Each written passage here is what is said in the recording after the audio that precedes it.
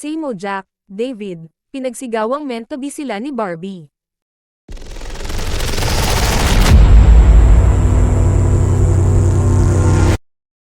Buhay na buhay pa rin ang mga Barbie Forteza at David Licoco fan. Ang bongga lang na sa tuwing lumalabas ang dalawa sa telebisyon, kapag magkasama nga sila, parang biglang-bigla, ang ingay-ingay ng mga pangalan ni na Barbie Forteza at David Licoco. Tulad nga sa naging guesting nila kay Boy Abunda, na kung saan ay may paandar pa na kinarga ni David si Barbie, at isang paa lang ang nakatapak. Dito nga pinakita kung gaano kalakas si David, na kayang-kaya niyang kargahin si Barbie. Pero syempre, iba ang naging dating sa mga Fanny, na pakiramdam nila, parang mga bagong kasal ang dalawa at maghahanimon.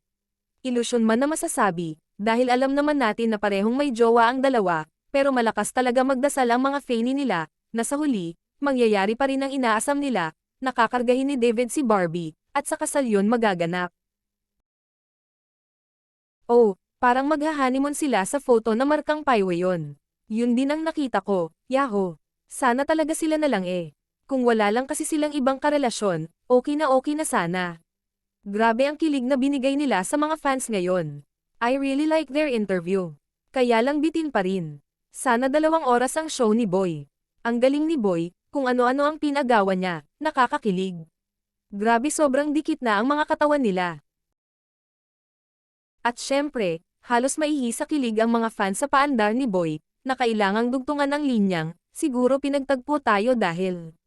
At ang sagot kasi ni David ay, meant to be tayo. Makikita rin na tuwang-tuwa si Barbie, na may pa-appear pa kay David, at mukhang kilig na kilig din. Kaloka, ha, nako, baka umasa na naman ang mga fan, at marami na naman ang magagalit, ha.